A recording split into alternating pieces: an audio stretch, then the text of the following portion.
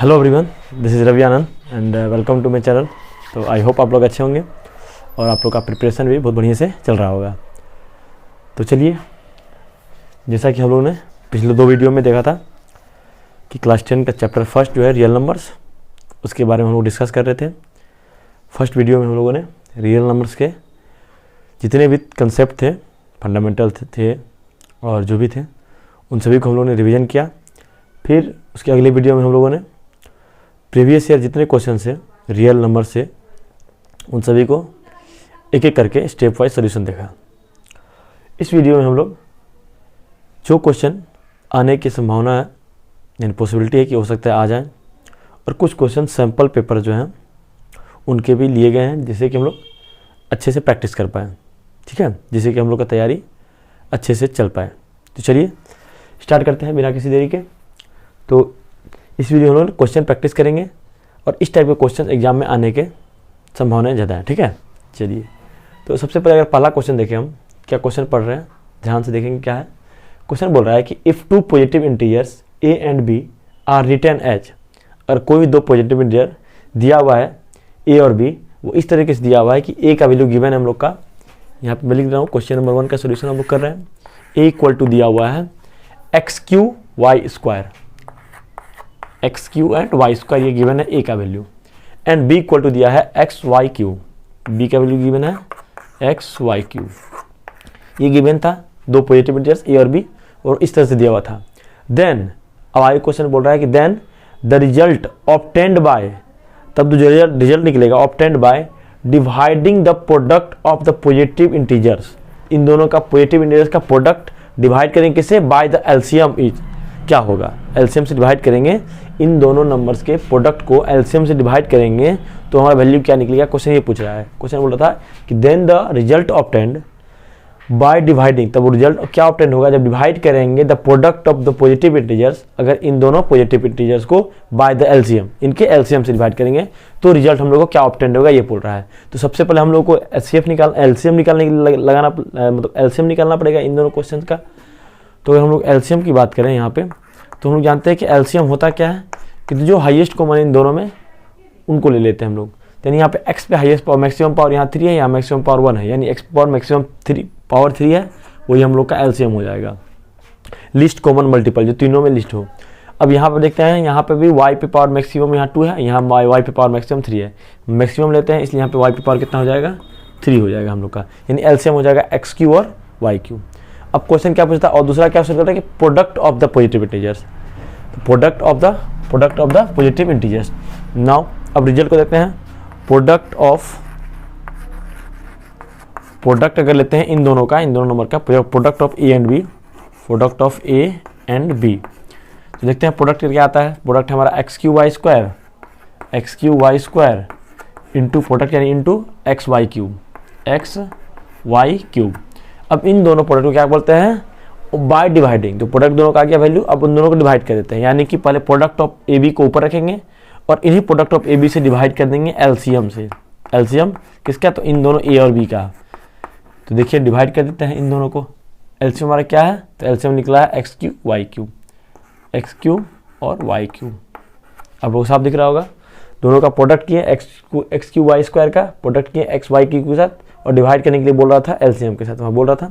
तो यहाँ से देखेंगे हम लोग x³ से x³ कैंसिल हो गया और y³ से y³ कैंसिल हो गया, बचा क्या x इंटू वाई स्क्वायर, बचा क्या आंसर हमारा x इंटू वाई स्क्वायर, तो ही इसका आंसर हो जाएगा। ठीक है, आप लोग लिख सकते हैं इसको। चलिए तो अब हम लोग क्वेश्चन नंबर 2 पे आते हैं। ठीक है, देखिए जैसे हम लोग जानते हैं कि अगर किसी चीज़ के ऊपर हम लोग प्रैक्टिस अगर कर लें तो वो हमारा मुट्ठी में हो जाता है, यानी कि अगर इस टाइप के क्वेश्चन अगर आ भी जाए, अगर हम लोग देखा था, अगर पिछला वीडियो आप लोगों ने देखा होगा तो उसमें प्रीवियस ईयर में एक क्वेश्चन यहाँ पूछा हुआ था इस टाइप में ही। ठीक है, तो देखिए बिल्कुल सिमिलरली है, वहाँ पे थोड़ा सा अलग क्वेश्चन था, यहाँ पे थोड़ा सा अलग क्वेश्चन है, तो हो सकता है कि ये इस बार आने में आ सकता है। चलिए क्वेश्चन नंबर 2 की तरफ आते हैं। क्वेश्चन नंबर 2 देखते हैं क्या बोल रहा है। क्वेश्चन नंबर 2 देखिए बोल रहा है कि prove that 2√2 is an irrational number. बिल्कुल ही इजी क्वेश्चन है, पिछले वीडियो में हम लोग ने इस टाइप के क्वेश्चन को देखे हुए हैं। कॉन्ट्राडिक्शन मेथड से हम लोग बनाते हैं, इसको देखिए, चलिए देखते हैं हम लोग। क्वेश्चन बोल रहा है prove that √2 is an irrational. तो अगर पॉसिबल है, इफ पॉसिबल, हम लोग कॉन्ट्रडिक्शन मेथड से बनाते हैं, तो क्या करते हैं हम लोग, अपोजिट मान लेते हैं। किसको मान लेते, क्या मान लेते हैं, अपोजिट मान लेते हैं, यानी इरेशनल दिया तो रेशनल मान लेते हैं, जैसा कि आप लोग को पता ही है। इफ पॉसिबल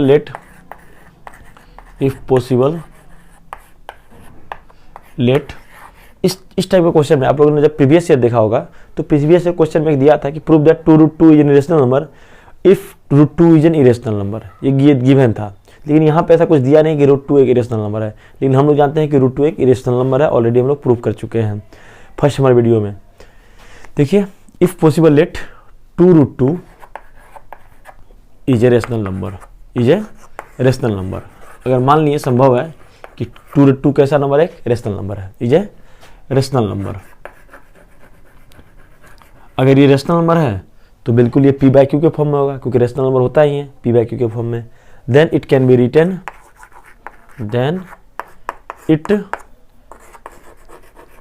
रिटन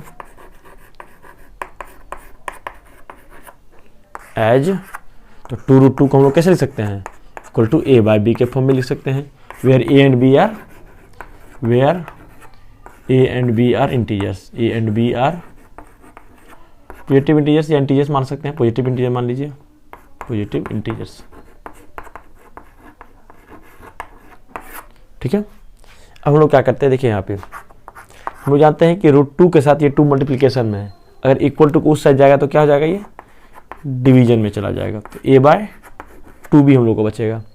अब यहाँ पे हम लोग एक चीज़ देख रहे हैं कि सर √2 एक रेशनल नंबर है, हम लोग जानते हैं, और ये हमारा a/b यानी कि फ्रैक्शन के फॉर्म में, यानी रेशनल नंबर है ये। और क्या एक रेशनल नंबर कभी भी इरेशनल नंबर के बराबर होगा, बिल्कुल ही बराबर नहीं है। दिस कॉन्ट्राडिक्ट्स आवर सपोजिशन, क्या करता है ये, हमारे कॉन्ट्राडिक्शन को क्या कर रहा है, ये हमारे सपोजिशन को क्या है, कॉन्ट्राडिक्ट कर रहा है। दिस कॉन्ट्राडिक्ट आवर सपोजिशन, ये हमारे सपोजिशन को क्या कर रहा है, कॉन्ट्राडिक्ट कर रहा है। हम लोग मान लेते हैं कि कैसा ये रेशनल नंबर है, जबकि हम लोग जानते हैं कि ये रेशनल नंबर है और ये इरेशनल है, कभी भी दोनों आपस में बराबर होंगे नहीं, इसीलिए हमारा क्या हो जाएगा, ये एक कॉन्ट्राडिक्शन को गलत हो जाएगा। ठीक है, सपोजिशन हमारा गलत हो जाएगा, supposition is wrong. Clearly 2√2 is an irrational number,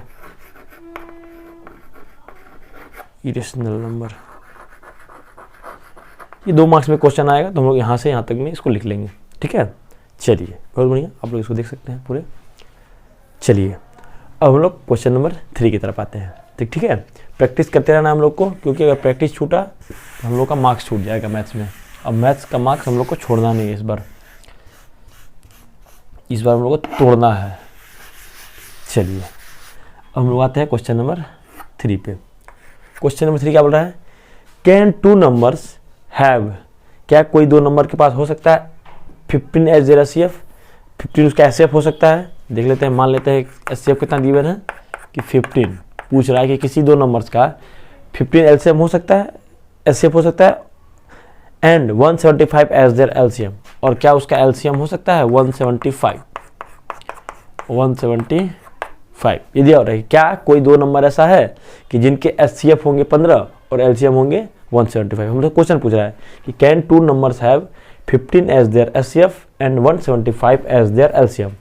उसके बाद क्वेश्चन अगर है तो हम लोग को रीजन देना है, अगर नहीं है तो उसके लिए भी क्या हो रहा है, गिव रीजन से हम लोग को रीजन देना है। अगर है तो वो नंबर कौन कौन से होंगे, अगर नहीं है तो क्यों नहीं है, इस तरह के हम लोग को क्वेश्चन को आंसर देना है। तो हम लोग जानते हैं, एज वी नो दैट, अगर हम लोग देखे होंगे, एज वी नो दैट,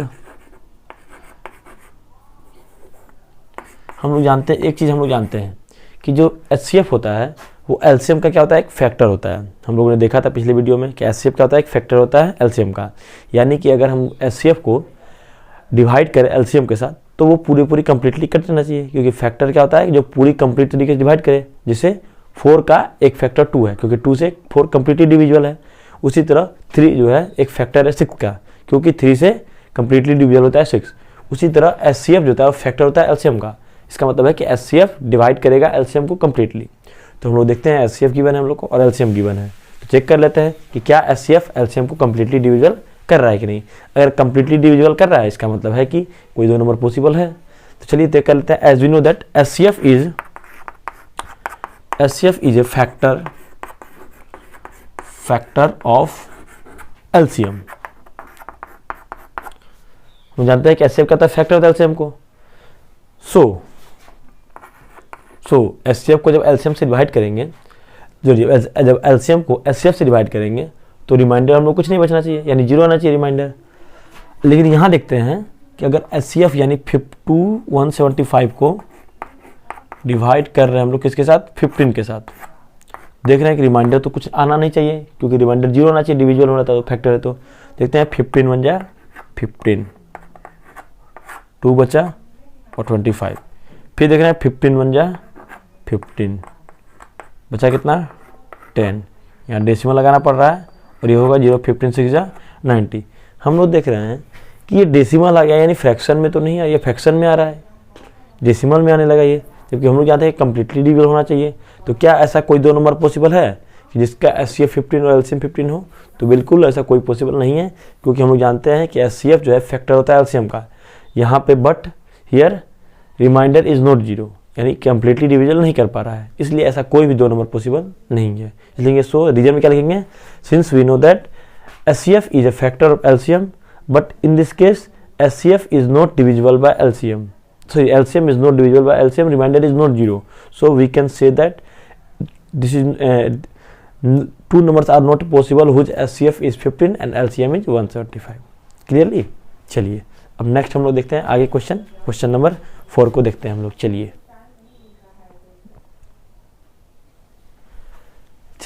देखिए क्वेश्चन नंबर 4। क्वेश्चन नंबर 4 क्या बोल रहा है कि इन ए फॉर्मूला रेसिंग कंपटीशन, यानी एक कार जो दौड़ता है, फॉर्मूला रेसिंग आप लोग जानते होंगे, इसमें कार बहुत सारी दौड़ती है, उन इसका बात कर रहा है।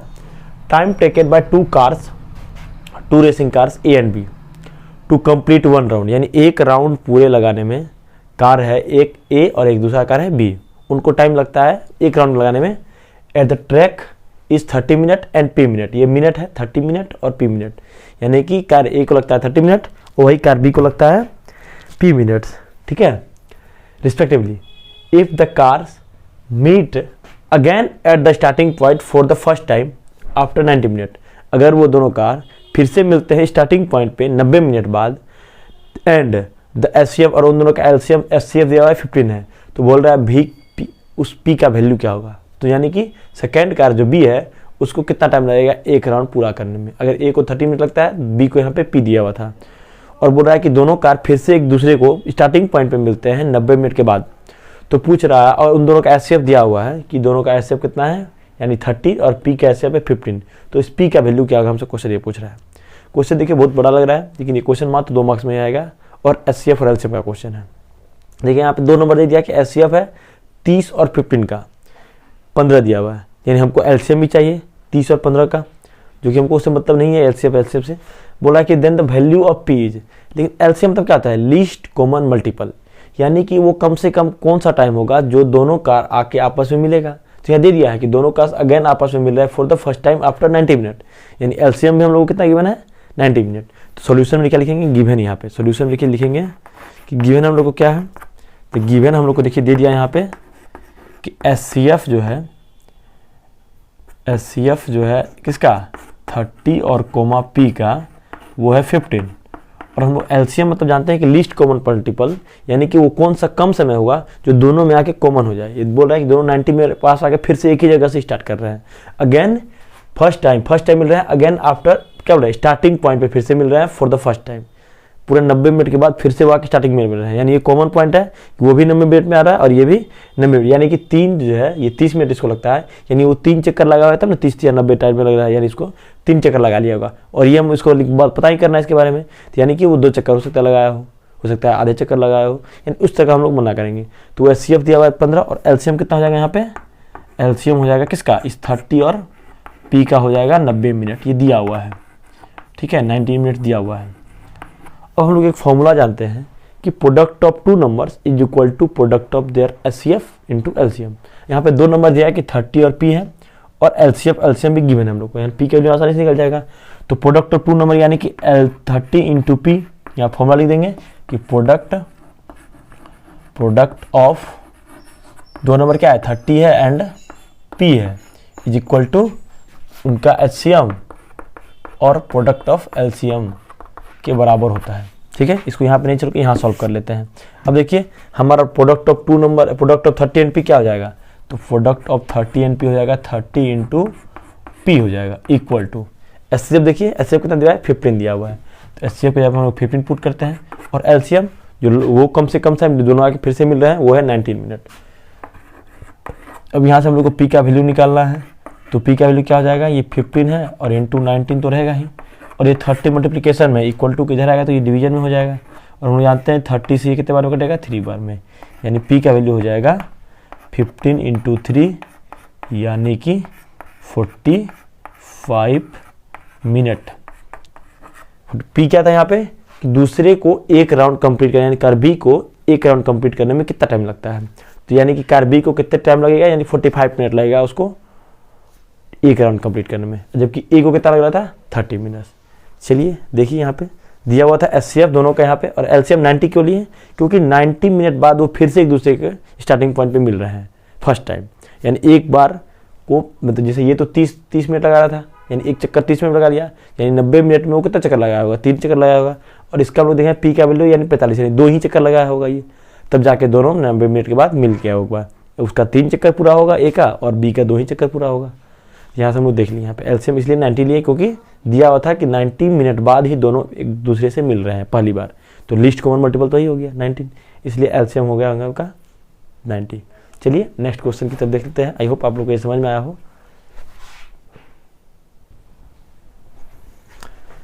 चलिए नेक्स्ट क्वेश्चन की तरफ देखते हैं। नेक्स्ट क्वेश्चन क्या बोल रहा है, प्रैक्टिस करते रहना हम लोग को। देखिए नेक्स्ट क्वेश्चन बोल रहा है कि ए फॉरेस्टर यानी कि एक कौन वन में जो रहता है फॉरेस्टर यानी कि पेड़ पौधे लगाने वाला होता है वो वांट्स टू प्लांट वो पेड़ लगाना चाहता है 66 एप्पल ट्रीज यानी कि 66 एप्पल के पेड़, 88 बनाना ट्रीज यानी 88 केला का पेड़ यानी बनाना का पेड़, एंड 110 मैंगो ट्री और 110 मैंगो ट्रीज इन इक्वल रो यानी कि एक रो में बराबर पेड़ होना चाहिए, यानी एक रो मान लीजिए जैसे ये है तो इसमें बराबर पेड़ लगाना चाहिए, जैसे इस रो में अगर 5 है तो दूसरे रो में भी 5 ही होना चाहिए, इस तरह के बोलना चाह रहा है। ठीक है, ये बोल रहा है इस तरह वो इक्वल रो में लगाना है। Also he wants to make distinct roots of the trees यानी कि distinct roots of the trees कहने का मतलब है कि अगर ये एप्पल का रोज है, एप्पल ट्री का एप्पल प्लांट का ये रो है तो इसमें एप्पल ही लगाएंगे, इसमें हम लोग बनाना या फिर वो नहीं लगाएंगे, मैंगो नहीं लगाएंगे। अगर ये एप्पल का है तो एप्पल का ही रहेगा, इसमें केवल एप्पल के ही रहेंगे इस रो में, और नेक्स्ट रो में फिर केवल अगर बनाना का है तो केवल बनाना ही रहेंगे, नेक्स्ट रो में केवल मैंगो है तो मैंगो ही रहेंगे। ये बोलना चाह रहा है डिस्टिंक्ट मतलब। अब पूछ रहा है क्वेश्चन कि find the minimum number of rose required, तो बोल रहा है कि कम से कम कितने रोज उसको ऐसे रिक्वायर्ड होंगे कि टोटल पेड़ उसको आसानी से लग जाए। तो हम लोग यहाँ पे क्या लिखेंगे, सोल्यूशन में क्या लिखेंगे, देखिए यहाँ पे सोल्यूशन क्या करेंगे। तो क्या बोल रहा है क्वेश्चन कि अगर सोल्यूशन हम लोग देखने जाए तो कुछ नहीं बोल रहा था कि ए फॉरेस्टर वांट्स टू प्लांट, एक फॉरेस्टर जो है वो 66 एप्पल प्लांट्स करना चाहता है, ट्री एप्पल का प्लांट लगाना चाहता है, मतलब एप्पल का पेड़, 88 बनाना का पेड़ और 110 मैंगो का ट्री, और हर एक रो में इक्वल पेड़ होना चाहिए, यानी इसमें अगर 5 पेड़ है इस रो में तो इस दूसरे रो में भी 5 ही पेड़ होना चाहिए। और दूसरा क्या बोल रहा है कि also he wants to make distinct roots, और एक रो में केवल बनाना का पेड़ रहना चाहिए, अगर बनाना का पेड़ है तो उसमें मैंगो का पेड़ या फिर हम लोग एप्पल के पेड़ को ऐड नहीं करेंगे। उसी तरह तो find the minimum number of required row, तो कितने ऐसे मिनिमम कम से कम रो बनेंगे जिसमें कि पेड़ लगेगा। तो हम लोग यहाँ पर लेते हैं कि नंबर ऑफ, मान लेते हैं कि नंबर ऑफ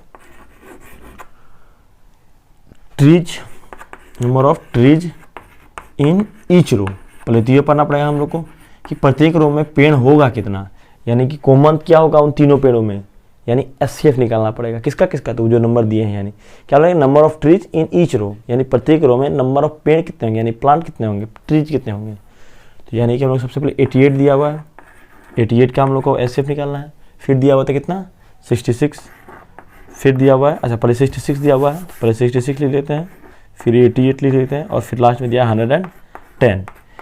इन तीनों में क्या कि हमारे पास एप्पल कितने प्लांट है, बनाना कितने और मैंगो के इतने, तो इन तीनों में मिनिमम अगर रिक्वायर करें हम लोग तो नंबर ऑफ ट्रीज यानी कि प्रत्येक रो में पेड़ कितने होंगे। जैसे ये रो है, मान लेते हैं ये हमारा एक रो है, तो इस रो में पेड़ कितने होंगे 1 2 3 4 5। फिर दूसरा रो है, इसमें कितने पेड़ होंगे, इस रो में प्रत्येक रो में पेड़ कितने होंगे हम लोग के वो पता करना है पहले। तो प्रत्येक रो में कितने पेड़ होंगे इससे नहीं पता, यानी दोनों तीनों में कॉमन नंबर क्या आ रहा है, यानी एचसीएफ क्या होगा तीनों का वो निकाल देते हैं। क्योंकि हम लोग बोल रहा है कि फाइंड इक्वल नहीं होना चाहिए, कैसा होना चाहिए, इक्वल रूट होना, इक्वल रोज होना चाहिए, बराबर होना चाहिए। बराबर तभी होगा जब उन तीनों में जो नंबर कॉमन आएगा। तो यहाँ से एचसीएफ यानी इसको हम लोग फैक्टर करें तो 2 × 3 × 11, 2 3 6 6 11 66। इसको करेंगे तो 2 × 2 × 2 × 11, ठीक है, 2 2 4 2 8 11 8 88। इसको करेंगे तो 2 × 5 × 11, देखिए 5 2 10 और 10 11 110, यानी इस फैक्टर कर दिए, प्राइम फैक्टराइजेशन कर दिए। तो यहाँ से एचसीएफ अगर निकालना चाहें हम लोग, अगर एचसीएफ निकालना चाहे तो कितना होगा, देखिए तो 2 2 2 इन तीनों में कॉमन आ रहा है, 1 2 3 यहाँ पे है लेकिन इन दोनों में नहीं है तो ये कॉमन नहीं आएगा। 11 देखिए यहाँ पर भी है, यहाँ पर भी, यहाँ पर भी, यानी 11 भी क्या आ रहा है हम लोग का एलसीएम आ रहा है, यानी एचसीएफ हो जाएगा हम लोग का 22। यानी कि ये इससे ये पता चल गया कि प्रत्येक रो में यानी ईच रो में कितने पेड़ होंगे हमारे 22 पेड़ होंगे प्रत्येक रो में।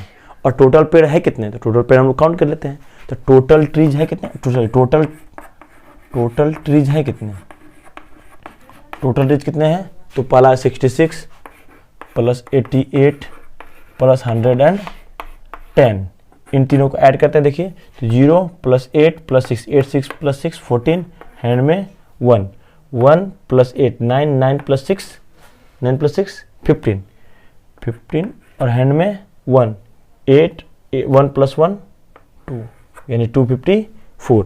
और 254 को अगर हम लोग डिवाइड करते हैं किससे 22 से, क्यों, क्योंकि टोटल पेड़ हमारे पास इतने हैं और हमारा ये क्या है एचसीएफ निकल गया है। ऐड करेंगे तो ये 254 ही होगा, 354 होगा क्या, देखिए तो काउंट करके 0 + 8 + 6 8 + 6 14, हैंड में 1 1 8 + 6 14 + 1 15 का 5, हैंड में 1 1 + 1 2 254 ही आ रहा है।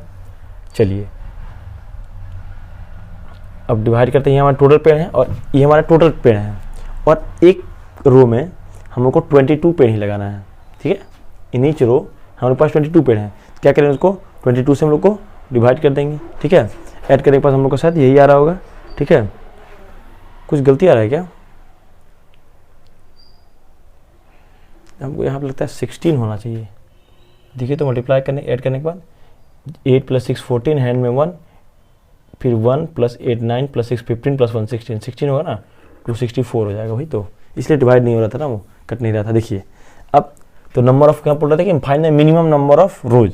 अब देखिए टोटल पेड़ इतने हैं 264, यहाँ पे फिर से डिवाइड कर रहे हैं 264 है और हमारे पास कितना है प्रत्येक रो में 22 पेड़ है। टोटल पेड़ इतने हैं और एक रो में हमको 22 पेड़ ही लगाना है, यानी उन दोनों का डिवाइड कर देंगे तो मिनिमम नंबर ऑफ क्या लग जाएगा, पता चल जाएगा कि मिनिमम नंबर ऑफ रोज हमारे कितने ऐसे रो बनेंगे जिनमें कि हम लोग लगा पाएंगे पेड़ को। तो मिनिमम नंबर ऑफ रोज कितने हो जाएंगे, तो नंबर ऑफ रोज लगा देते हैं, तो नंबर ऑफ रोज कितने रोज ऐसे बनेंगे, तो टोटल पेड़ है 264 और डिवाइड कर देंगे हम लोग को 22 से। तो देखिए अगर 22 से डिवाइड करेंगे तो 22 से 22 1 बार में कट जाएगा और बचेगा 4 22 एंड 12, यानी कि हम लोग को मिनिमम 12 ऐसे रो चाहिए जिनमें कि इक्वल नंबर ऑफ पेड़ हम लोग लाएंगे तो आसानी से हो जाएगा। फिर से समझ लीजिए क्वेश्चन बोल रहा था कि हम लोग के पास एक आदमी है जो कि पेड़ 1 में पेड़ लगाता है और वो 66 एप्पल के पेड़ लगाता है, 88 पेड़ बनाना के लगाता है यानी केला के, और 110 मैंगोज के पेड़ लगाता है। और वो बोल रहा है कि एक रो में जो है इक्वल पेड़ होने चाहिए, यानी अगर इस रो में हम लोग 5 रो मतलब इस रो एक रो में हम लोग 5 पेड़ लगाते हैं, दूसरे रो में ही 5 ही लगाएंगे, तीसरे रो में ही 5 ही लगाएंगे। और दूसरा बोल रहा है कि हर एक also he wants to make distinct roots, और पता चाहता है कि प्रत्येक रो में जो है एक ही टाइप का पेड़ लगे। जैसे अगर ये रो हमारा केले का पेड़ है तो इस रो में केवल केले का ही पेड़ रहेगा, उसमें बनाना या फिर मैंगो का पेड़ नहीं आएगा। उसी तो पूछ रहा है कि ऐसे कितने नंबर ऑफ रोज बनेंगे, मिनिमम नंबर ऑफ रोज कितने बनेंगे। तो पहले तो हम लोग पता पड़ेगा कि एक रो में पेड़ कितने हैं, पहले तो ये पता करना पड़ेगा। तो यानी कि तीनों में जो कॉमन आएगा वही होगा, तो कॉमन लाने के लिए क्या एचसीएफ करना पड़ा, तो एचसीएफ निकालिए तो एचसीएफ आ गया 22, प्राइम फैक्टराइजेशन कर लिए, यहाँ से एचसीएफ निकल गया। अब ये एक पेड़ में यानी एक रो में हम लोग को 22 पेड़ रखना है, ये बात हम पता चल गया। और टोटल पेड़ है कितने, तो टोटल पेड़ ऐड करेंगे 66 + 88 + 110, इसको ध्यान से जोड़िएगा तो 264 आएगा, ठीक है। यानी टोटल पेड़ है हमारे इतने पास, मतलब टोटल पेड़ है हमारे पास 264 और एक रो में हम लोग को लगाना है यानी 22 पेड़, यानी कि हमारे पास टोटल पेड़ इतना और प्रत्येक में 22 पेड़ लगाना था। ऐसे कितना रो बनाना पड़ेगा हम लोग को, तो हम लोग को लगाना पड़ेगा 264 को 22 से डिवाइड करेंगे तो नंबर ऑफ रोज पता चल जाएंगे, मिनिमम नंबर ऑफ रोज। तो नंबर ऑफ रोज कितने आ जाएंगे 12, यानी hence we need 12 rows to, यानी सभी को कंप्लीट पेड़ को लगाने में हम लोग को कम से कम कितने चाहिए 12 रोज चाहिए। ठीक है, चलिए आगे देखते हैं नेक्स्ट क्वेश्चन।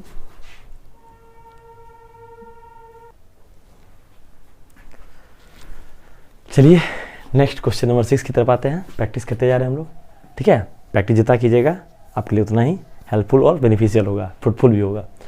क्वेश्चन नंबर 6 देखिए क्या बोल रहा है कि प्रूव दैट 5 + 6√7 इज इरेशनल। बार बार इस टाइप का क्वेश्चन देखिए हम लोग के पास आ रहा है, तो इस टाइप का क्वेश्चन में हम लोग को रिपीट करते रहना है, प्रैक्टिस बार बार करते रहना है कि इस टाइप का कोई भी क्वेश्चन आए तो आसानी से हम लोग को बना पाए। चलिए क्वेश्चन नंबर 6 को भी देख ही लेते हैं हम लोग। क्वेश्चन नंबर 6 देखिए यहाँ पे सोल्यूशन उसका लेते हैं। क्या बोल रहा है, प्रूव दैट 5 + 6√7 इज इरेशनल। तो इफ पॉसिबल मान लेंगे कि if possible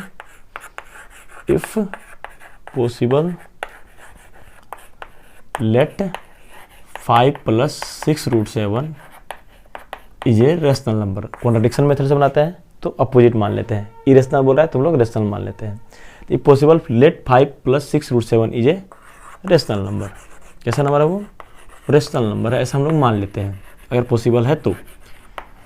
then it can be written as, अगर वो रेशनल नंबर है तो उसको लिखा जा सकता है p/q के फॉर्म में। Then it can be written as तो 5 + 6√7 को हम लोग लिख सकते हैं a/b के फॉर्म में, जहाँ where a and b are positive integers. ठीक है, जहाँ पे ए और बी क्या है, पॉजिटिव इंटीजर्स है कोई भी। ठीक है, अब देखिए यहाँ पे अगर ये हमारा पॉजिटिव इंटीजर्स है तो इस +5 को हम लोग उधर लेके जाएंगे, इक्वल टू उस साइड लेके जाएंगे तो क्या हो जाएगा, ये माइनस में हो जाएगा, ये 6√7 इधर ही रहेगा, हो जाएगा a/b -5। ठीक है, अब हम लोग क्या करते हैं 6√7 रहने देते हैं, यहाँ पे एलसीएम लेंगे तो ये हो जाएगा a -5b, अब बाय में b, कोई दिक्कत, एलसीएम लेंगे तो नीचे कुछ है तो 1 होगा, b और 1 का एलसीएम b ही आएगा। अब ये देखिए तो 6 इसके साथ मल्टीप्लिकेशन में है, इक्वल टू इस आ जाएगा तो क्या होगा, डिवीजन होगा, जानते हैं हम लोग। तो √7 इक्वल टू हो जाएगा a -5b बाय 6b। अब देखिए हम लोग को क्लियरली लगा कि अगर किसी a और b का वैल्यू कोई भी वैल्यू पुट करें, कोई भी पॉजिटिव इंटीजर पुट करेंगे तो एक फ्रैक्शन के फॉर्म में आएगा, यानी कि एक रेशनल नंबर नहीं आएगा। जबकि ये कैसा नंबर है, इरेशनल नंबर है। हम लोग माने हैं कि a और b रेशनल नंबर है और यहाँ निकल रहा है कि a और b सॉल्व करके इरेशनल, कभी बराबर होगा नहीं। तो दिस कॉन्ट्राडिक्ट्स आवर सपोजिशन। क्या लिखेंगे, दिस, थोड़ा सा लैंग्वेज लिखना पड़ेगा क्योंकि मार्क्स लाना हम लोग को। This contradict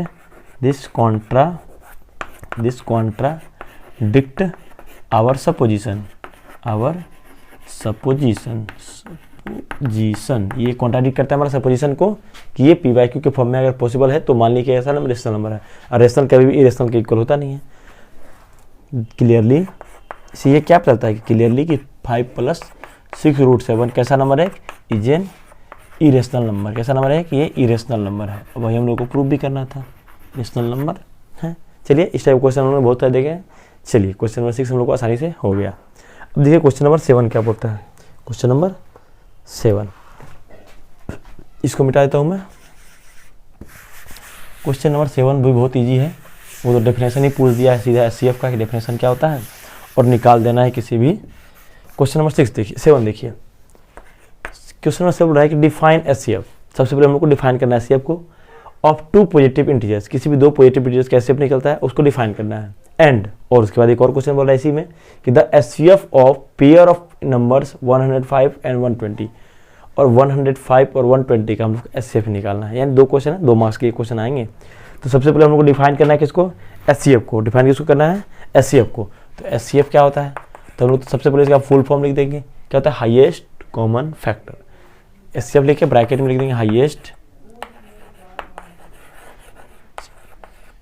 common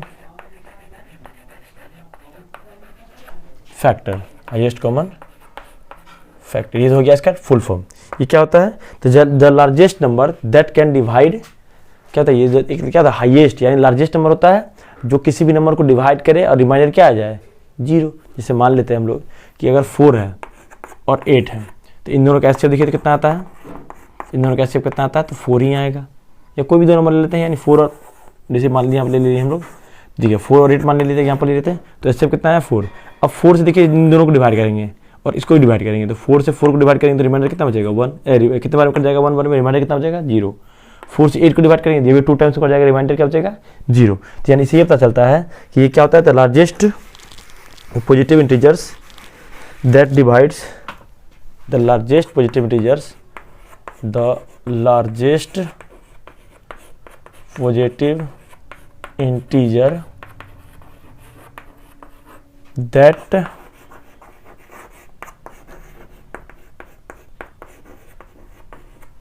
the largest positive integers that divides the given two positive integers is called the largest positive, and the largest positive integers that divides and remainders become 0 and the remainders become 0 is called SCF।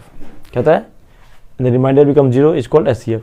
ये तो हो गया definition, इतना उतना मतलब नहीं है, बस डेफिनेशन भी अगर डेफिनेशन में आप लोग इसका फुल फॉर्म भी लिख दीजिए ना, हो जाएगा, उसमें कोई बड़ी बात नहीं है, ये उतना इंपॉर्टेंट नहीं है। लेकिन हाँ, इसका ये जो सेकंड पार्ट है वो इंपॉर्टेंट है, क्योंकि प्राइम फैक्टराइजेशन से क्या पूछ रहा है, एचसीएफ पूछ रहा है, वो हम लोग के लिए बहुत ही फायदेमंद है। इसी में देख लेते हैं हम लोग, मिटाते नहीं है।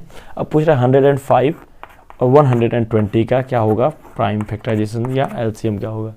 तो हम लोग देखते हैं 105 क्या होता है, तो ये 5 से किससे कटेगा, 3 से कटेगा, तो 3 से कितने बार में कटेगा, 3 3 जा 9, हम कर ही लेते हैं, इतना क्यों गलती हो सकता है कुछ गलत हो जाए। 3 3 जा 9 और 3 3 जा 9, 3 5 जा 15, फिर करेंगे कितने 5 से 5 7 जा 75, यानी 3 × 5 × 7 आ जाए। देखिए 35 दिया 105 हो जाएगा। चलिए अब हम लोग कर लेते हैं 120 का। 1 से करेंगे तो 60 होगा, फिर 2 से करेंगे तो 30 होगा, फिर 2 से करेंगे तो 15 होगा, और फिर 3 से कर देंगे और 5 से कर देंगे। देखिए मल्टीप्लाई करके देख लेते हैं, 2 2 जा 4, 4 2 जा 8, 8 3 जा 8, 5 जा 40, 43 जा 120, यानी कि आ गया। एचसीएफ पूछ रहा था, तो एचसीएफ क्या होगा दोनों में देखे तो कॉमन क्या आ रहा है, तो 2 है यहाँ पे, लेकिन ऊपर में 2 तो है नहीं, यानी कॉमन नहीं आ रहा है। 3 कॉमन है तो बिल्कुल 3 कॉमन है, और कुछ कॉमन है क्या, बिल्कुल और कुछ कॉमन नहीं आ रहा है, यानी इन दोनों का एचसीएफ क्या हो जाएगा, केवल 3 ही हो जाएगा। और यही क्वेश्चन में पूछ रहा था कि and the HCF of pair of numbers 105 and 120, तो इन दोनों में एचसीएफ 3 देखिए, हाईएस्ट कॉमन फैक्टर जो दोनों में आ रहा है, एक तो 3, सॉरी देखिए 5 भी आ रहा है ना, 5 भी देखिए दोनों में आ रहा है, तो 3 × 5 भी कर सकते हैं, यानी कि 15 जो है इन दोनों में कॉमन आया। देखिए 15 आ रहा है क्या, तो 15 से करेंगे तो 15 कितने 7 टाइम्स जा 105 होता है, और 15 8 जा 120 होता है, यानी कि हम लोग ऐसे बिल्कुल ही सही आया है, यानी ये सबसे बड़ा नंबर होगा जो इन दोनों में कॉमन होगा। Highest common conversion the largest positive integers that divides the positive integers and becomes remainder 0, या रिमाइंडर 0 देता है, एंड गिव्स रिमाइंडर 0 या एंड रिमाइंडर इज 0। अपने लैंग्वेज के अकॉर्डिंग लिखना, उसमें कोई बड़ी बात नहीं है। हाँ ये लिखना था लार्जेस्ट पॉजिटिव इंटीजर, लार्जेस्ट क्योंकि हाईएस्ट था यहाँ पे। चलिए आई होप आप लोगों को ये हेल्पफुल होगा और प्रैक्टिस में ये काम आएगा आप लोग का। तो चलिए आज के लिए इतना ही, चलिए थैंक यू। नेक्स्ट वीडियो में हम लोग यानी कि सेकेंड चैप्टर यानी कि हमारा जो पोलिनोमियल्स है उसके ऊपर हम लोग पूरे कंसेप्ट समझेंगे, फिर उसके प्रीवियस ईयर क्वेश्चन देखेंगे और लास्ट में उसके ऊपर प्रैक्टिस भी करेंगे। आई होप आप लोगों को ये सेशन पसंद आया हो। अगर सेशन पसंद आया हो तो वीडियो को लाइक करें और चैनल को सब्सक्राइब कर दें। Thank you.